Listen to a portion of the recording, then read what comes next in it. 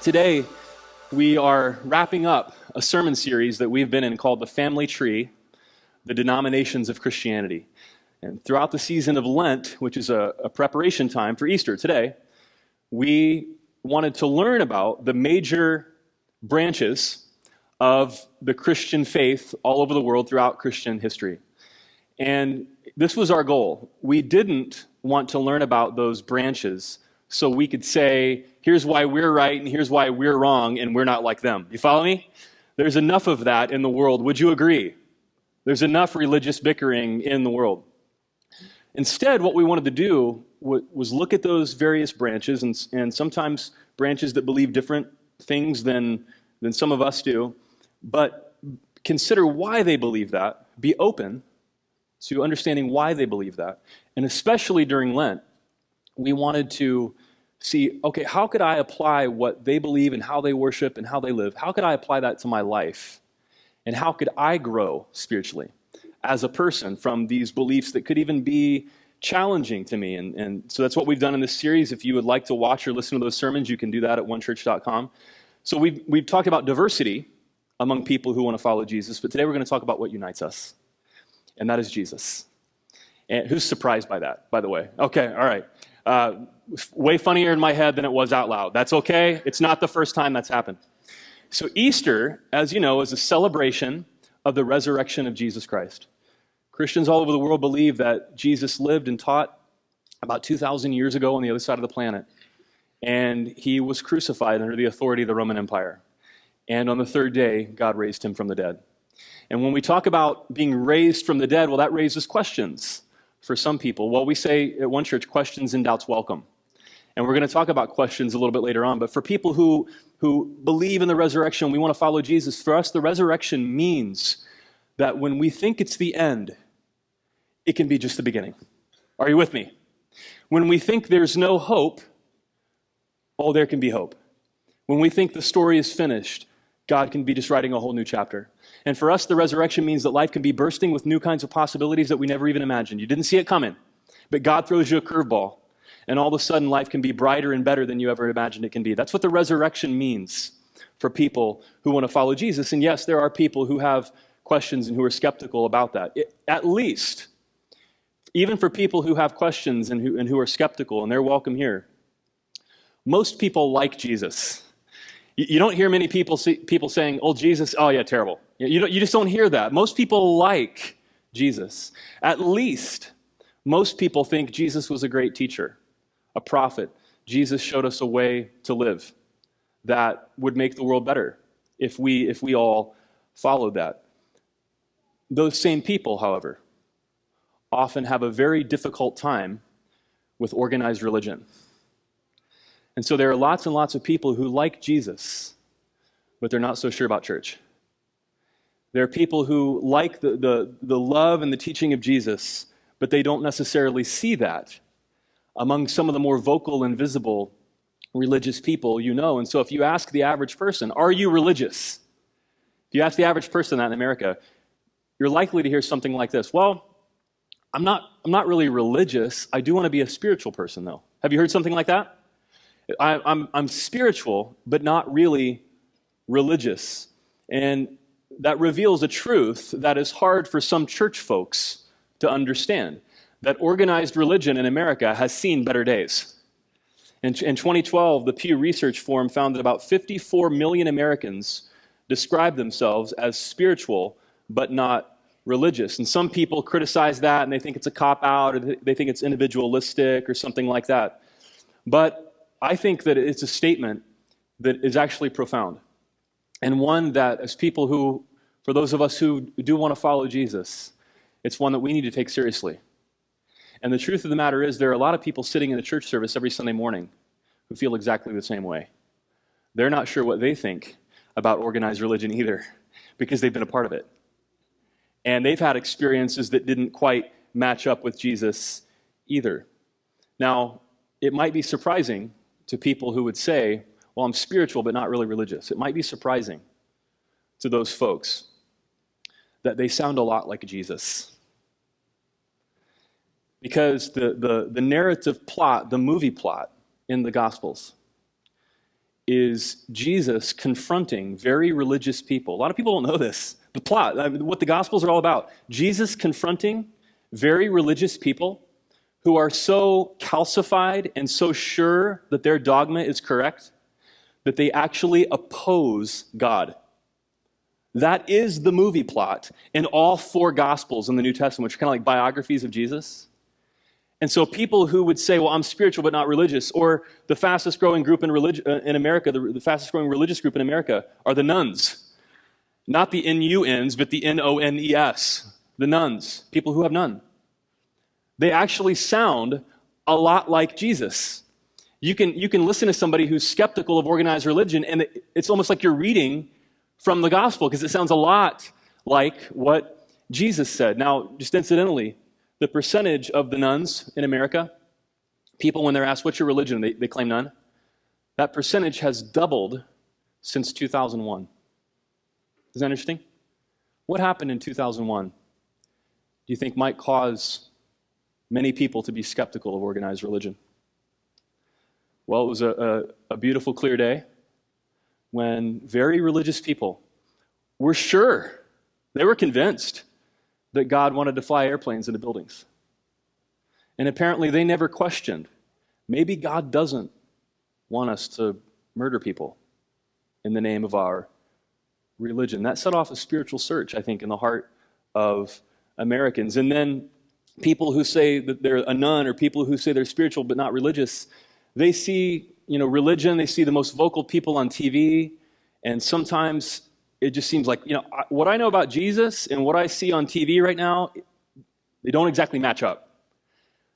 So I hear people being, blamed. I hear this very religious person blaming all kinds of people in society and blaming the problems of the world on them and telling me who not to like and not to approve of.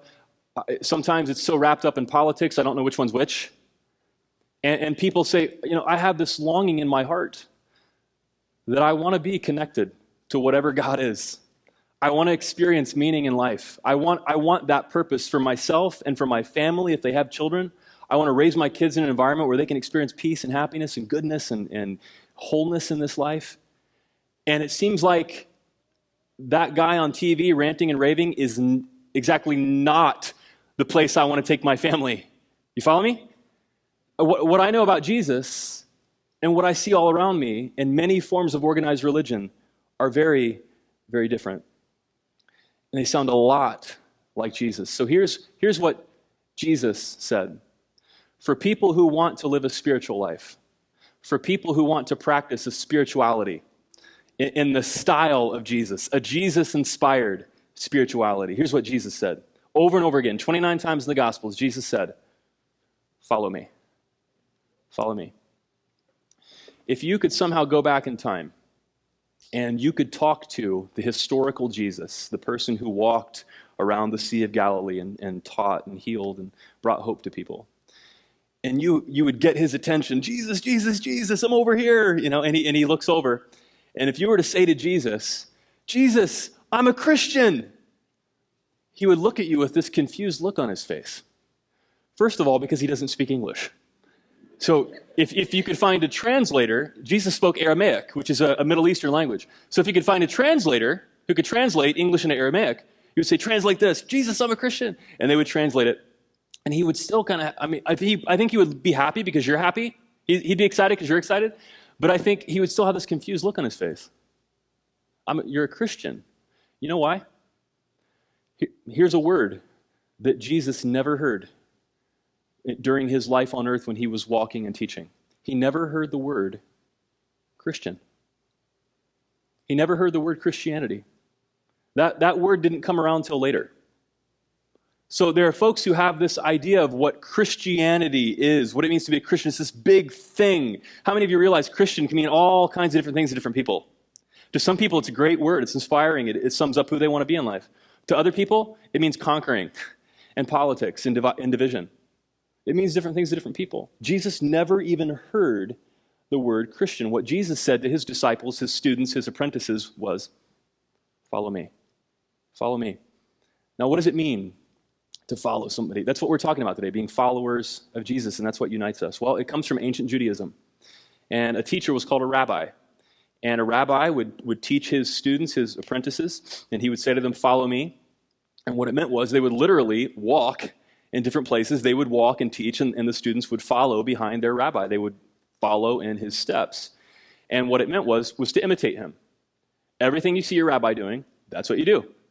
So follow means to imitate. So if you're keeping notes in your worship handout, I'm just going to define from the Gospels what it looks like to practice Jesus-inspired spirituality and be a follower of Jesus. It looks like, first, to imitate Jesus. How many of us realize that it's one thing to call yourself a Christian or to talk a good game about Christianity, but it's another thing entirely, this is challenging to me, it's another thing entirely to imitate Jesus. How many of you realize that? It's one thing to use the word Christian and throw that word out loosely and easily, but it's another thing entirely to imitate Jesus. I am challenged by that. I'm a pastor. I can talk the talk, but I am challenged by imitating Jesus. That's something I need to work on. Are you with me? Am I alone in that? I'm challenged by the difference between Christian and imitating Jesus. So my grandfather was my father figure when I was a little boy. I lived with my mom and my grandparents until I was 6 years old. And my grandfather owned 72 acres of this beautiful forest in southeastern Ohio, it's the foothills of the Appalachian Mountains. And if you've ever seen the show Moonshiners, that's where I grew up. Basically, just picture that surrounding Appalachian foothills, but beautiful, beautiful country. And my grandfather's favorite thing to do in this world was to take walks through this forest that he owned. It was this gorgeous, just unbelievably beautiful, enchanting forest. Like Lord of the Rings could have been taped on my grandfather's land. It would have saved Peter Jackson a lot of money just to fly to Ohio and not New Zealand. It's just beautiful, beautiful forest. And as a 4-year-old boy, my favorite thing to do in all the world was to walk in the woods with my grandpa. And so we would go in. There's this huge forest, massive oak and maple trees with this canopy, and we would walk through, and I would always walk behind him. And we would go up the hills and down the hills and curves and around in these prairies and then back into the woods again. And I always followed him everywhere he went. And I think he was used to walking in the woods alone for decades. He wasn't used to having a little kid following him all the time. So there are all kinds of bushes with like briars and little twigs that stick out from these bushes. And so he'd be walking along, enjoying himself, and he would push this briar out of the way just in time for him to get past it. And then I would be right behind him, and I'd be like, wow, big briar right in the face. I'm like, Grandpa, I'm still back here. It was like training to be the Karate Kid at 4 years old, just like parrying briars and branches out of the way. But that was my experience following my grandpa. When he went up a hill, I went up a hill. When he went down a hill, I went down a hill. When we went through a creek, or when he went through a creek, I went through a creek. Because I followed him, I imitated everything he did. That's what it means to follow Jesus, that we imitate him. So if you want to practice a Jesus-inspired spirituality, you start by, Christian, this religious thing, whatever that is, okay, well, that's one thing. But it's another thing to say, I want to imitate Jesus. There's a guy named Zach who's a part of one church.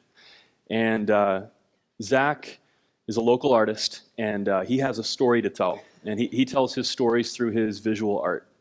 And Zach came to one church a little over a year ago, and a year ago last week, on Palm Sunday of 2013, Zach said, I want to follow Jesus. And he made that decision. And then Zach was baptized last October in this freezing cold backyard swimming pool near here. What kind of pastor would make somebody get baptized in a freezing cold swimming pool in October? But he was baptized in October. Next week, Zach is getting married to April, this coming Friday, actually. Zach and April are right back there, by the way. I don't want to embarrass them, but there they are. And I just did embarrass you, by the way. I didn't, even though I said I didn't want to. Well, Zach is like me in many ways, and like many of us, where he is not so sure about organized religion, but he wants to follow Jesus. And Zach turned that desire into a painting that he created recently, and I have a picture of it. Of course, the picture doesn't do it justice, but that's okay because it's in the back next to the coffee counter, and you're going to be able to see it on your way out. So it's made of reclaimed wood, and there are many shapes, squares and rectangles painted. There are like a dozen layers of shapes painted on top of one another. And if you stand a few feet away from it, it starts to create this optical illusion where the squares start to look like they're moving about 6 or 8 inches off of the back of the piece, and they start to look like they're just moving back and forth. And Zach calls this piece one body. And it comes from 1 Corinthians 12, where Paul says that even though we're very different as followers of Jesus, we're actually one body. We're one, even in all of our diversity, we're still one. And I think he expresses it. You see the cross there in the middle, and you see these parts moving in and out, and they're different colors and shapes and sizes. You see all these parts moving around, and it's the opposite of what organized religion can turn into, this self-serving institution. It's calcified, and it's just this rigid dogma. But here in this piece, you have this movement, this flexibility. You'll be able to see it if you have a minute to look at it after the service. And these shapes move in and out around the cross. Isn't that cool? I love that piece. And I think it describes this desire. Well, I'm not so sure about religion and everything that comes with that, but I want to follow Jesus. So if you want to practice a Jesus-inspired spirituality, we imitate Jesus. The second thing that looks like. If you ask Jesus, what does it look like to live a spiritual life? What would Jesus say? If you said, there's many people, with all the sincerity they have, there are millions of people who really do want to have a connection with God. And they're not sure if there's any group they could connect with where they could actually be encouraged in that and have their questions and doubts honored and be healed as a person and be able to be a seeker after God's Spirit and not have all kinds of dogmas shoved down their throats. There are all kinds of people who long for that.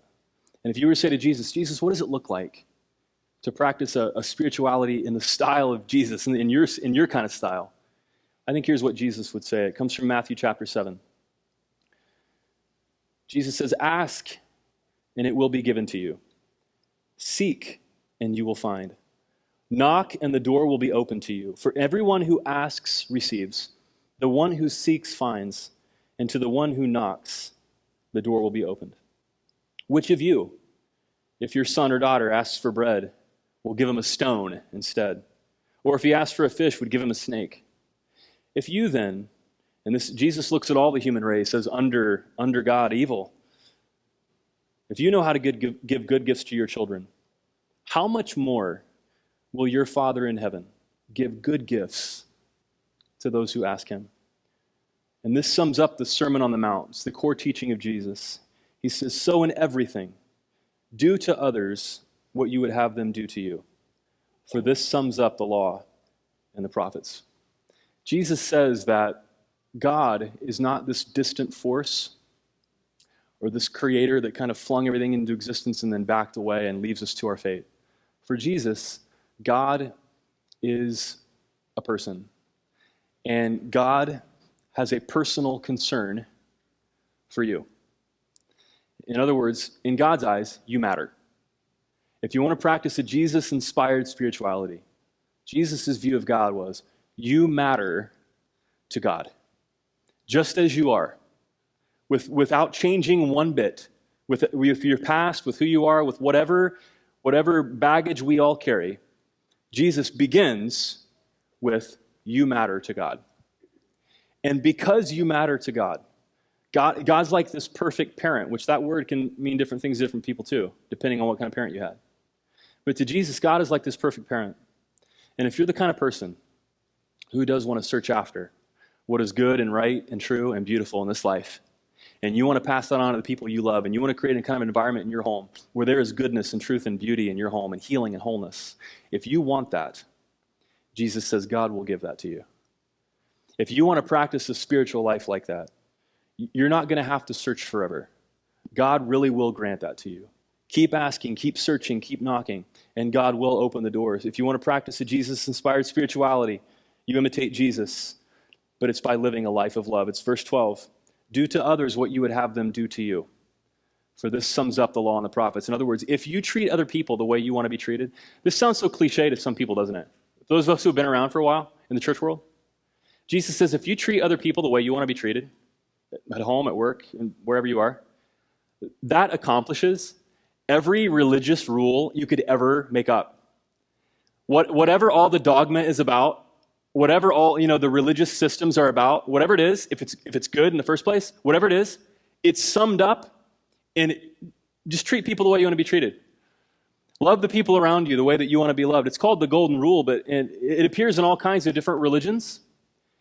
Jesus is actually quoting from Judaism, what we would call the Old Testament, in the book of Leviticus, when he says this. Leviticus 19:18 says, "Do not seek revenge or bear a grudge against anyone among your people, but love your neighbor as yourself. I am the Lord." It's a derivative. Treat other people the way you want to be treated is the same as love your neighbor as yourself. It expresses a similar idea. There was a famous rabbi about the time of Jesus named Rabbi Hillel. And Hillel was asked, what's the greatest commandment? And he stated in kind of its negative form. What you don't want other people to do to you, don't do to them. And he said, that's what it means to follow God. The rest is commentary. The rest is just explanation. Don't do to other people what you don't want them to do to you, and the rest is just like people arguing. It's just like, how do I do that now? Well, we can figure that out. But it starts with treating people the way you want to be treated. And it's repeated in Matthew 7 and 22 and Luke 10, and then the Apostle Paul repeats it in Galatians 5. And the way Paul talks about living a spiritual life is Paul contrasts the flesh with the spirit. So living a fleshly life for Paul would be not living a spiritual life. So that just kind of gives insight into how, in the terms he's using, but here's Galatians 5. He says, "You, my brothers and sisters, were called to be free." You're called to be free. "But do not use your freedom to indulge the flesh. Rather, serve one another humbly in love. For the entire law is fulfilled in keeping this one command. Love your neighbor as yourself. If you bite and devour each other, watch out, or you will be destroyed by each other." You can see that in office politics sometimes, right? It's downward spiral.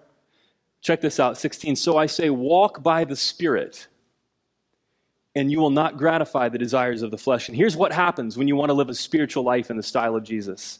Not be religious, but when you want to cultivate a spirituality in the style of Jesus, he says this produces love, joy, peace, forbearance or patience, kindness, goodness, faithfulness, gentleness, and self-control. Against such things there is no law.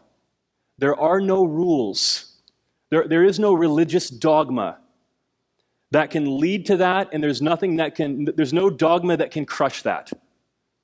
If you want to follow a Jesus-inspired spirituality in your life, it can produce love and peace and hope and patience for you in ways you never imagined. That's what Paul would say happens if we imitate Jesus by living a life of love.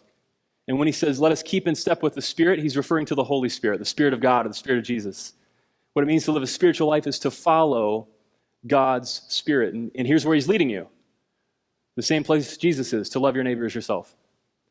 To treat other people the way you want to be treated. So what that means is this. I don't know what everybody's stories are in their experience of church or religion. I have the amazing privilege as a pastor of sitting down and talking to people over coffee. And planting this church has made me a total coffee addict, by the way. But it's been amazing. Sitting down and talking with people and hearing their stories. And believe me, I could tell you some stories, and maybe you have stories like this too, where there have been all kinds of painful experiences in the context of religion, in church experiences that were unhealthy, that people knew. Whatever God is like, it's not like that. I've heard all kinds of stories like that. And I want to communicate in my feeble efforts, that's how I feel most of the time, I want to communicate to you that whatever this Jesus thing is all about, whatever this God thing is all about, we as a church, as one church, we're going to go ahead and take Jesus at his word, and we're going to say it's about love. From start to finish, it's about love. And if it's not love, it's not Jesus. And so whatever you see some guy, very religious, self-assured guy, lambasting other people on television, that doesn't look like Jesus to me. But we want to build a community here where we understand that following Jesus is about love. Are you with me on that? Brothers and sisters, should I start preaching now? Come on now, preach it, brother. We want to build a community here where we understand that following Jesus is about love. Amen? That's what we want to celebrate on Easter. Now, there was a story that took place this last week But it dramatized this more powerfully than anything I can think of that's happened in a long time. And it wasn't from somebody who calls himself a Christian. It was something that happened this past week in Iran. And it was something that a Muslim mother in Iran did that I think communicates love and forgiveness and the power of loving your neighbor as yourself and treating other people the way you want to be treated more powerfully than anything I've seen in a really long time. In 2007, this mother had a 17-year-old son, and he was stabbed to death by a man named Bilal. And in Iran, they still practice public hanging.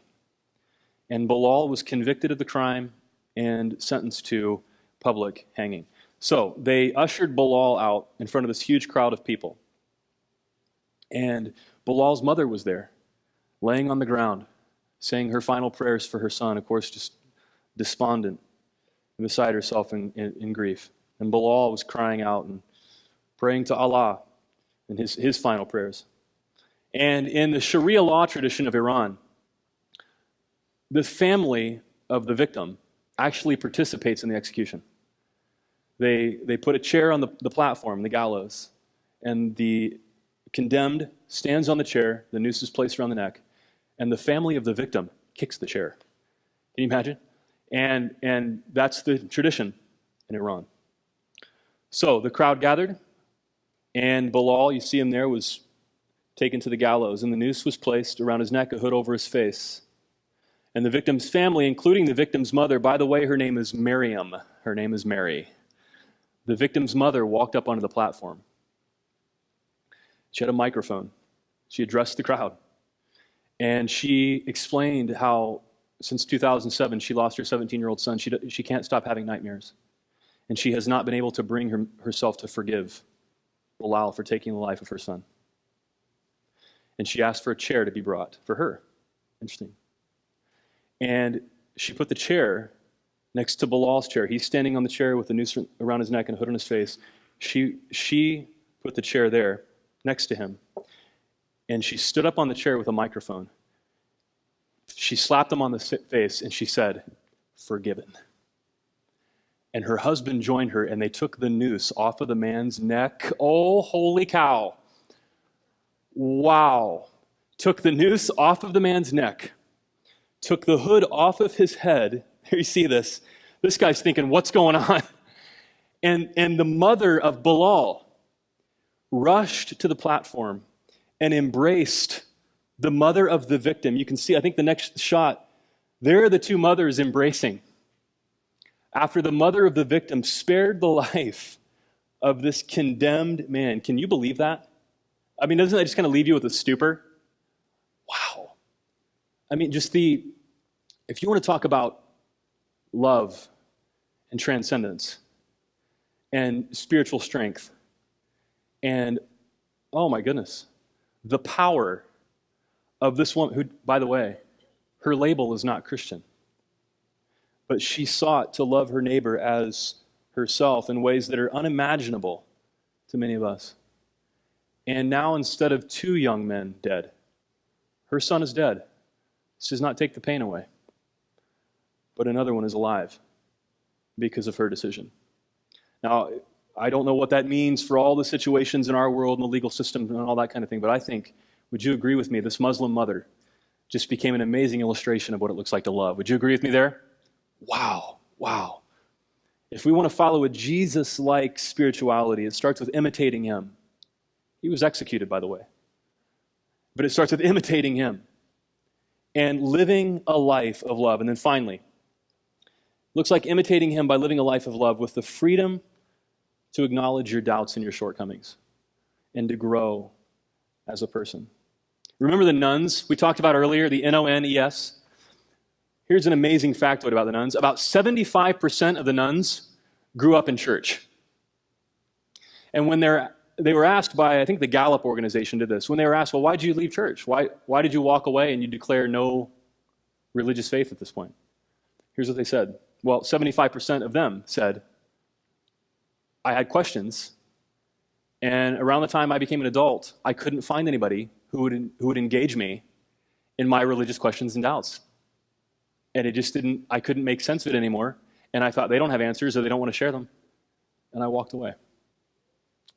They had, right around the time they got their driver's license, they had questions that they couldn't get answers to in whatever church environment they were in. So our first value at One Church is, I wonder how many people could repeat it with me. One Church is a safe place to express your questions and doubts. 2 people could repeat that with me. That's the answer to my question. One Church is a safe place to express your questions and doubts. And if you are new here today, and there are lots of new faces, if you were to stick around here for a while, maybe you were just interacting with people on a Sunday morning, or you got involved in a one group, which is kind of a spiritual growth support group thing we offer. You get involved in a ministry, and you start to hear what people say around here, expressing their questions and their doubts. You'd be like, people can say that in church and not get thrown out into the back alley. And you hear like trash cans clanking and a cat meows, when they land in the alley. Like, people can say that out loud in a church. Well, it's because we believe that it's okay for people to be who they are and to be honest. We don't make people pretend. And so it's a safe place to express your questions and doubts. And an example of this is next week, we're going to start a brand new sermon series on Noah. And the reason we're doing it, as you might guess, is because of the movie that came out recently. It was controversial, but it also provoked a conversation about the Bible and about religion, the things we're talking about today, and how do you interpret it, and science, and God in natural disasters, because it's a flood, right? Does God cause things like that? When you see a hurricane, is that God? It just provoked all kinds of questions that people have. And it was controversial because there's a lot of artistic license, but check this out. After opening weekend, about a month ago, the online Bible software YouVersion reported that there was a 300% increase in people searching for the Noah story in the Bible right after the movie came out. Isn't it amazing? It provoked this conversation. So next week, we're going to start a sermon series where we're going to look at, I was going to say dive in, and I'm like, that would be such a bad pun. I'm not even going there. We're going to look at the story of Noah and the flood and the ark, and we're going to look at it as thinking people who want to take the Bible seriously, but as thinking people, where questions and doubts are welcome. And we're going to take a look at this story of Noah and the flood and the ark. And I promise you, this story is far, far more relevant than you would ever imagine for life in 2014 when it's interpreted thoughtfully and in context. We're going to talk about all kinds of really cool things. So I'm going to do something that's really embarrassing for me. I'm going to show you a 30-second commercial that we're going to air. In the Southeast Valley here, this commercial this week is going to air on CNN, ESPN, the History Channel, AZTV, and MeTV. And it's embarrassing because I'm in the commercial, and so I feel weird about that. But I'm going to this 30-second commercial is going to air on all those stations this week here in the Southeast Valley. And we're doing that because we want to get the message out that even in a big subject like this, there is a church where you can be honest about your questions and doubts. So let's just check out the 30-second promo for Noah. The Lord then said to Noah, "Go into the ark, you and your whole family, because I have found you righteous in this generation. 7 days from now I will send rain on the earth for 40 days and 40 nights, and I will wipe from the face of the earth every living creature I have made." The new movie Noah has created controversy, but also a conversation about the Bible and the story of Noah and the flood. In a new sermon series, I'll answer questions about the biblical Noah, and you'll be shocked at how relevant this ancient story is to your life today. Starting April 27th, please join us for Noah. It's even more embarrassing than I thought it would be.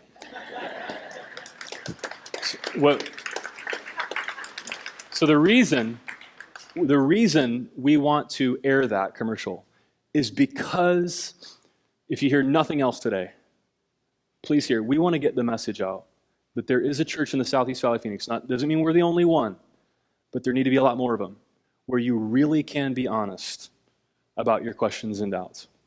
And you really can be the person you are and not have to fake it to make it and pretend to be a perfect super Christian and like you've got it all figured out. You really can be yourself here. All right, Rob Bell is a pastor and author, and a few weeks ago, he was interviewed by Oprah, not bad, interviewed by Oprah about a book that he authored recently called What We Talk About When We Talk About God. And during the interview, Oprah asked Rob about the relationship that he sees between faith and doubt.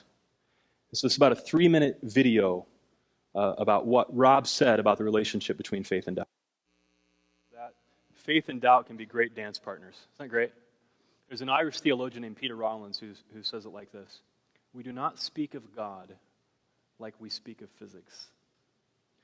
If you're the kind of person who you really would like to be a more spiritual person, and a lot of times I've met people who call themselves atheists or agnostics who are very open people.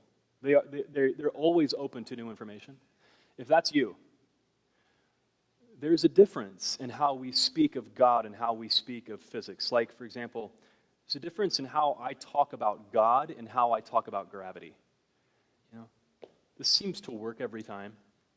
I can see it, I can feel it, I can hear it, and with my five senses, I can test the theory of gravity. I can't perform those kinds of tests on God or on the resurrection or the virgin birth or on any metaphysical thing. And so I don't speak of those things the same way I speak about gravity. With things that I can't test with my five senses, as a pastor, I accept them by faith. And I see incredible power in the resurrection, and I accept it by faith, but I can't test it. And so I hold that. I hold it with an open hand, and I want to live in the light of the resurrection. I can't prove it in some kind of scientific way, but I want to live in the light and the hope of the resurrection. But I don't talk about that the same way I talk about gravity. Does that make any sense at all? I hope it does. But I don't talk about those things in the same way. But here's what I would talk about. If you were to ask me, hey, Ryan, are you as sure as you are of gravity? Are you as sure of that, let me say it better. As sure as you are of gravity, are you also that sure that people need love? I'm going to go ahead and say yeah. Do you believe that living a life of love is the best way to live? And are you as sure of that as you are of gravity? I'm going to go ahead and say yeah. If you were to ask me to give you scientific proof for the resurrection or the virgin birth or something like that, I'd have to hold that more humbly. But if you were to say, hey, Ryan, can you give evidence that love is the answer and you know that for sure, you're going to miss Easter dinner. We could be here all day. I can provide all kinds of evidence for you that cultivating a spiritual life and a life of love is absolutely the best way to live for human beings. You could try it on like trying on a jacket and just see if it doesn't fit. Just see if the way of Jesus doesn't fit your experience as a human being and lead to human flourishing in your life. I could provide evidence for that all day long. And if you said to me, Ryan, are you sure that people need the space to be honest about their questions and doubts and about their shortcomings, and they can be who they are, and they need a church community, an environment where they can be who they are? Yes, I'm as sure of that as I am of gravity. Does that make sense? And so the metaphysical things, if you're a seeker after God, the metaphysical things I hold humbly. But there are some things I stand on because they're rock solid. And if you want to practice the spirituality and the style of Jesus, inspired by Jesus, it looks like imitating Jesus. Following Jesus looks like imitating Jesus. And living a life of love with the freedom to acknowledge your questions and doubts and be who you are and let God grow you, because Jesus says, God, whatever God is the perfect parent and you matter to God. And God will give you good gifts. In closing, what does it look like to practice a Jesus-inspired spirituality in an environment like this? Well, it looks like a place where people can express their questions and doubts instead of being thrown out into the back alley. It looks like a woman in one church who had a conversation with her coworker 2 weeks ago, and her coworker told her she's a pagan priestess. And the member of one church didn't unload on her and tell her why her religion's wrong and ours is right and put a target on her back and try to convert her right there on the spot. But they had a loving, respectful conversation about what the two of them believe that led to something that is more loving and accepting between those two people. It looks like a young mother in one church deconstructing her faith because she was raised in a very fundamentalist home that did not have a good outcome for her.